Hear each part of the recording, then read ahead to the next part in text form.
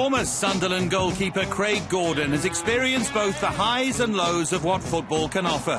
After injuries plagued his early career, Gordon now plays for Celtic, collecting trophy after trophy for the Scottish champions. Born and raised in Edinburgh, his career began with hometown side Hearts.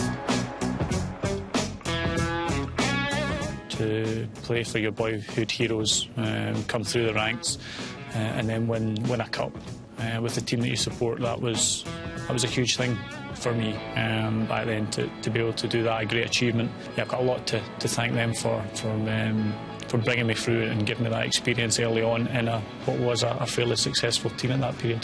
There was always interest around me, which is never a bad thing. It means you're doing something right. I don't know exactly whatever happened, if there was any concrete bids. Yeah, eventually it was a close run race between Sunderland and Aston Villa at the time for my signature when I left Hearts.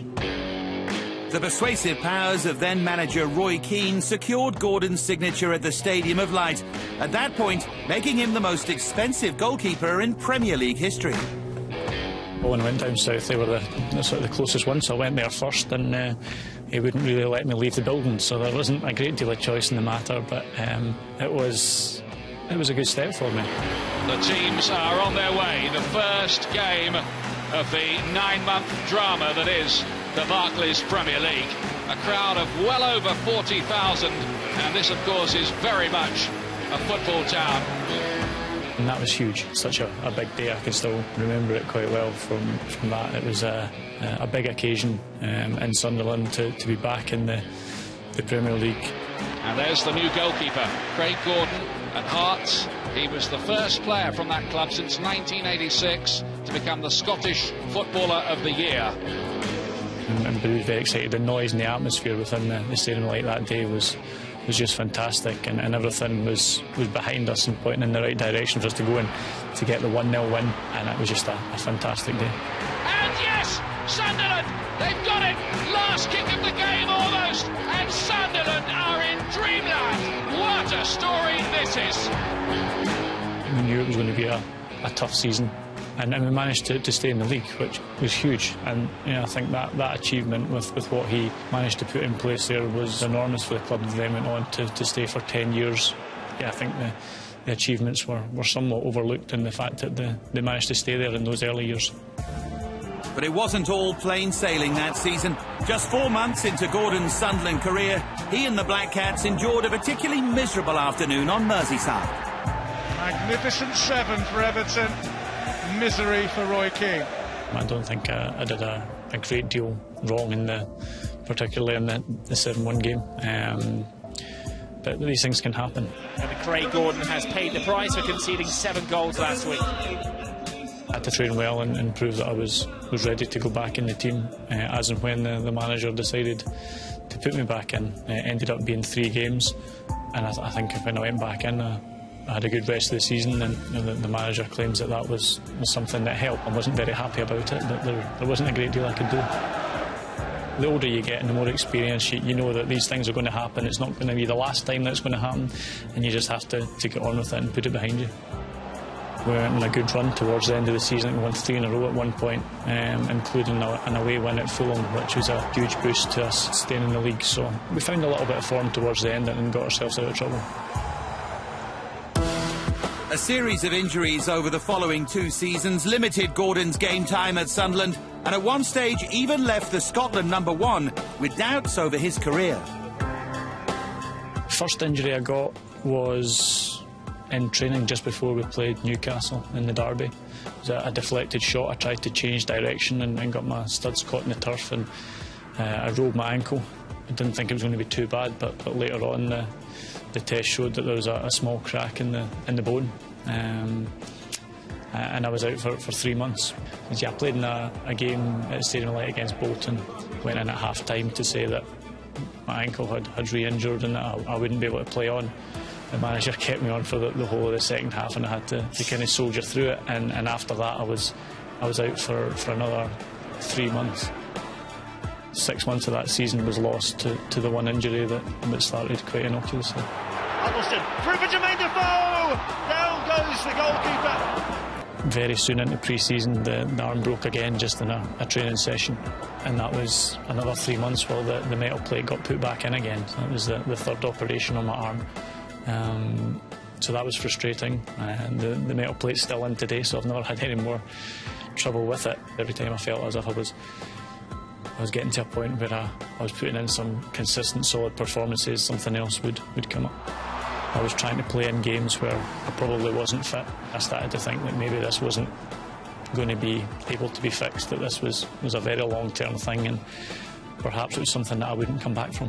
There had been so many things had gone wrong that I did need to leave.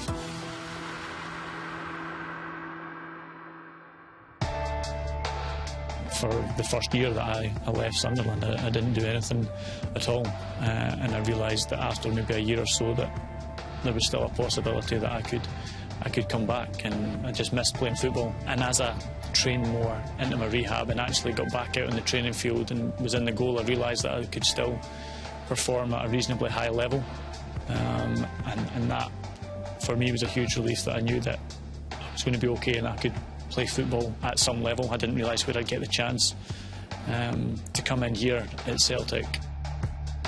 Just to be able to train here, to use these facilities, to be at a team that was doing so well, was a huge boost to me. And I very quickly, within the first few months, so I got a little bit lucky in the fact that Fraser got a big move to Southampton. So everything kind of fell just right for me at that point to get in the team. I ended up having a great first season. I couldn't have dreamt of it going very much better at all. I ended up with the Football Writers Player of the Year, and to be able to do that in the first season back, having only played maybe 15 games in the previous 4 years, to then go and play 50-something games in a season, and to be that consistent was something I never dreamed of. That consistency is what caught the eye of Premier League giants Chelsea, who saw the Scotsman as a potential backup to Thibaut Courtois. But Gordon was busy creating history. I think that Celtic had been so good to me in terms of giving me somewhere to come in and train, and then giving me the chance from nowhere, really, on the back of what I'd done previously in my career. Certainly wasn't anything I'd done in the previous few years, but to see that potential and getting me back fit again and giving me the chance to play here at an amazing club. And I didn't want to force my way out to go and sit on the bench at Chelsea. It was a very flattering offer at a huge club. It was a difficult thing to turn down, but at the same time we were on the cusp of winning an invincible treble, and to be part of history in this club is massive. It's an absolutely huge honour to be part of that. Sometimes in football there's things that money can't buy, and that is something that I can live with, that will stick with me for the rest of my days. Never give up. An attitude that I've had, especially since coming back, that I've enjoyed football even more, probably because it nearly got taken away so soon. I was striving and to get to be the best that I possibly could, and maybe didn't enjoy it, but it's certainly coming back here, being part of an invincible squad, is something that I'll always remember, and probably something that I should have been enjoying a lot more. Enjoy the good times that football can bring.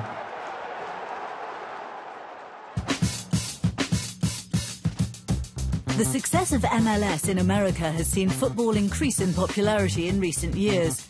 Opportunities for talented youngsters, though, weren't keeping pace with the sport's development. That's something former Premier League defender John Curtis is seeking to change. So don't just think about your own movement for your own sake, think about movement to create space for others. All right? I came over here shortly after retiring to work with Everton America, and really felt a little bit frustrated that I couldn't do what I wanted to do. I wanted to try and give the kids over here more opportunities, the opportunities that I had when I was a young player coming through the ranks. And stop there, chasing neutral. Well done, you two. I've set up a business that really caters to that. It's called the National Centre of Excellence Programme, and it's about giving players opportunities to fulfil their potential, because the US boys and girls don't get the same opportunities. As a product of Manchester United's academy and under the guidance of Sir Alex Ferguson, Curtis had one of the best apprenticeships in the game. You're a sponge when you're that age, going into a club like Manchester United at 15, 16, 17, 18 years of age. You're absorbing everything that's being said to you. And he influenced me, and the environment that he created, you know, Sir Alex ran the club from top to bottom, and there's very few managers who do that these days. John Curtis is going to be learning fast in this kind of environment. As a young player going to make your debut at Old Trafford for the very first time in the Premier League, you're obviously excited, champing at the bit. Giggs coming in. Oh, Giggs scores! Manchester United firing in from all angles. It was a fantastic debut for me because we won comfortably in the end. But Curtis also saw another side of Sir Alex. The young defender experienced what was commonly referred to as the hairdryer treatment. I remember we were playing Coventry away in the Premier League, and I remember the ball going out in the corner, and I think we were losing at the time, and I didn't sprint to get it. And after that, I think we lost that game, and after the game, he gave me the hairdryer big time.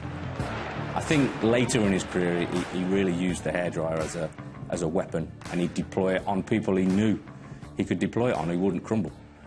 But he didn't use it on everybody. During his 2-year spell in United's first team, making the starting 11 proved difficult. But despite the lack of game time, his experience at the club was invaluable. I was so lucky to play and work with those guys for such a long time. Andy Cole, he was a phenomenal player, phenomenal athlete. Even Giggsy, so down to earth, super to work with, and helped me as a young player trying to get through. Paul Scholes, he played the game in his head. He was 2 or 3 moves ahead. He was superb technically, just the way he passed the ball with his laces or with his instep. The class of '92 a little bit before me, so that made my progression and my kind of peers' progression a little bit tougher. I was stagnating, my progression had stopped, and I went to see the gaffer and said, can I go out on loan? And I think it was 2 weeks later, I'm playing at Main Road, 4 bars against Manchester City in the Championship. And that was a springboard, obviously, to go on to Blackburn and then play again in the Premier League for Blackburn, Leicester and Portsmouth. So I was lucky enough to play for 4 Premier League teams. It wasn't until you left, actually, that kind of setup that you realised it was very highly pressured. And I think that's what Sir Alex and his team at Manchester United did. They created that environment that produced players, ultimately. I spoke to him when I first moved to America, and you know, he offered to help in any way he could. And that's the kind of guy he is. You know, he will, as long as you're loyal to him and Manchester United, he'll be absolutely loyal to you. Can you do it? Can you do it? Make sure you targets are moving. We go on international trips on a regular basis to try and give the boys in particular who have the European passports a chance to get involved with the clubs over there.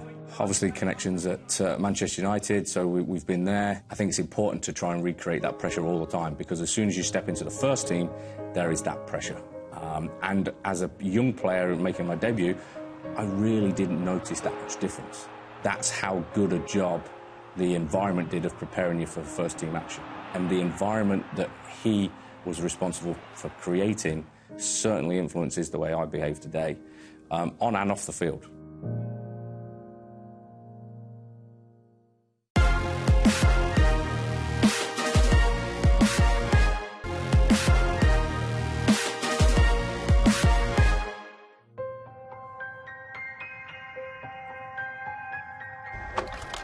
In 289 appearances across a 19-year Premier League career, Matthew Upson has played at both ends of the table. From battling for the title to fighting for survival, the former England defender talks through the highs and lows of his footballing life. Yes, this brings back great memories, this picture. It's one of my first season signing at Arsenal. Massive change in my life. Going from the youth team at Luton and being a young pro there to all of a sudden turning up at London Colney and training with players like this. And Arsene Wenger, you know, was a huge influence as well, so great memory. Defender Matthew Upson, who was signed from Luton Town last summer, playing for the very first time in the Premier League. I just remember meeting Wenger when I signed, he basically said to me, you need to come and study the players, almost see it as like a university degree. This wave of new ideas that Arsene Wenger brought to the club, the attention to detail that he brought about how you behave Monday to Friday and what you ate, what you drank. Eventually, with the success that what came, everyone got on board with it. Tony Adams brought so much to me as a young player. The opportunity that I had to play with alongside him, alongside Martin Keown, alongside Steve Bold, was just brilliant. I remember one of my early games, it was one against Wimbledon at home, and he just looked at me and said, "You tell me where you want me to be." So, you know, he was England captain at the time, and I didn't really know. I froze a little bit, and he said, "You're leading the line. You tell me where you want me to be." So I had to kind of guide him through the game, tell him when he needed to step up, to drop off, just trying to get me to communicate, almost like coaching me while we're in the middle of a Premier League game. It was amazing when I look back, you know, that he felt comfortable enough to do that and give me that responsibility. I came to a point where I knew I needed to play, and I remember a game where I'd knocked Martin Keown out of the team, and I made a mistake. Dublin with a good little flick on, and Merson has put Aston Villa ahead. And he substituted me at half-time and put Martin on. He just looked at me and said, "Sorry, Matthew." And I couldn't really say anything to him. I think it would have been great to have maintained a position in the team and had a longer career there. You know, that's something I would love to have done.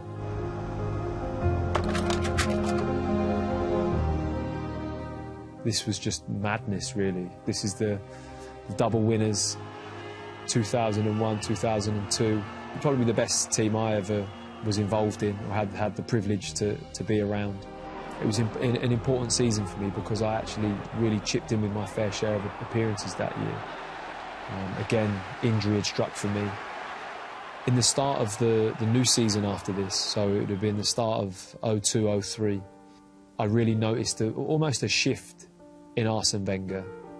I felt like he couldn't trust me to be able to grab the opportunity that he'd handed me. And I can understand that. He's a manager under pressure at a top club, needing to win league titles to maintain the standard.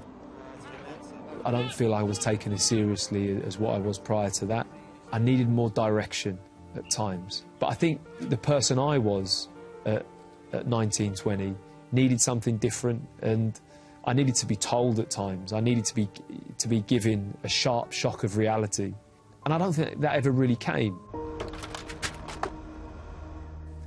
Steve Bruce looks a bit younger there. I do too, but definitely Brucey looks very youthful. The day I signed at Birmingham, I remember it well. There was something about the club. It had an atmosphere. It was ferocious at times, the support. And I liked it. And it was something that I was happy to do. And I had a manager who'd been a centre-back at a great club, who I felt that I could take something from and learn from. The journey started there. It's corner. Oh, it's off the woodwork and turned in. And would you believe it, Matthew Upson has got his second of the season. The one thing Steve Bruce gave me was matches. I grew with confidence, I grew with stature. He didn't always see eye to eye. I think he saw me as a player he could sometimes dig out in front of everyone. He knew that I had the shoulders to cope with that. Sometimes warranted, sometimes not, sometimes just for a reaction. That was his management style. I felt that I had the respect of my peers and my fellow professionals, which allows you to, you know, grow your personality in the group, to grow your confidence. And it was enough for Steve Bruce to make me captain. It was a really good football club. I enjoyed playing for Birmingham. My final season at the club, I had a ruptured Achilles in the warm-up to the Birmingham derby. It was torture to turn up every Saturday and sit in the stand and watch. And you just wanted to get out on the pitch and play, so really difficult time to be injured. There's the full-time whistle. Bruce with the task of getting his side back into the Premier League after the first relegation of his managerial career. I kind of share the feeling of what they have there, because it was really sad.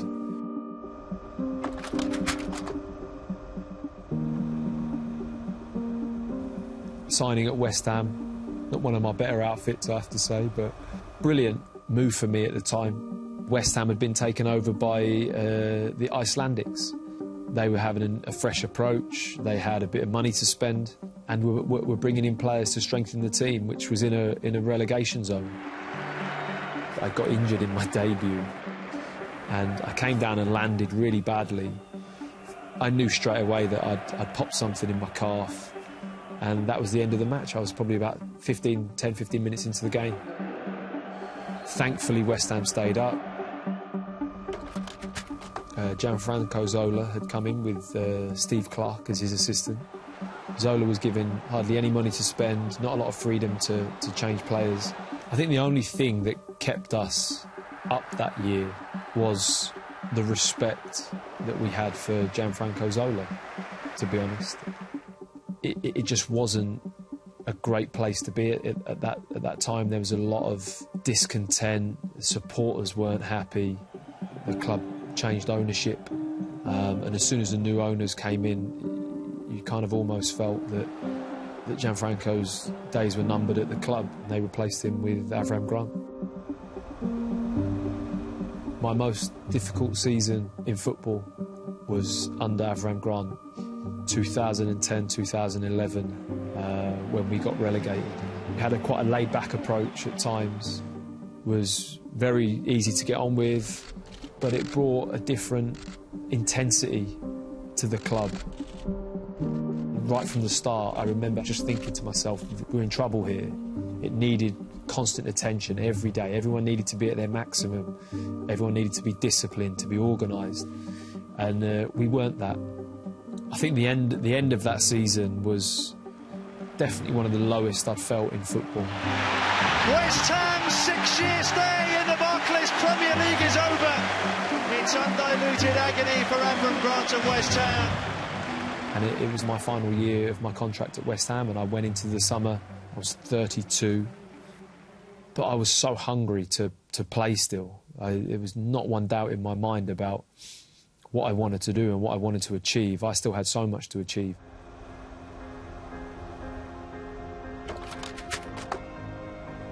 Stoke as a football club at the time was really on the up, and I think I caught it at a really good time. It had a real tight-knit kind of family feel to it. Etherington, decent delivery, and the thumping header gives Stoke City the lead. Matthew Upson. Tony Pulis was a huge learning curve for me, not just as a player, but I think now I've finished and to go into coaching or to management in some way. He was such an interesting manager to work for, and thoroughly enjoyed that season.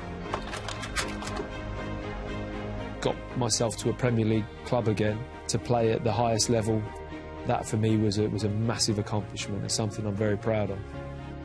It had been very easy to kind of get the pipe and slippers on and just accept, you know, that this was my career, just easing out, and you know, you go off into the sunset, and that just wasn't me. And I wanted the next step. I wanted to get back. I wanted to be the best I could be, even at that age and where I was, and I did that. Matt Upson, who hasn't started in the Premier League for over 2 years, makes his Leicester bow in a very well-manned defence. I'll always remember this game because Nigel Pearson just said, "I'm taking you to Arsenal, you're travelling with the team." It's funny because I remember starting the game in such a relaxed way. As you get older, you almost develop an ability not to care about the consequences, and I think when you're younger, fear can creep in and you start to question, you think, what if? This was the last time I had played against Arsenal and at the Emirates, and it was a big moment for me. My career has just been an amazing journey for me, not just professionally but on a personal level as well. So easy to look back at so many things that you could have done differently. If I hadn't done them the way I did, then I wouldn't have learnt what I've learnt. I always feel like I'll be in football in some way, whether it be in the media or in coaching or in management. I'd like to use all those experiences in football as I get older in a different role.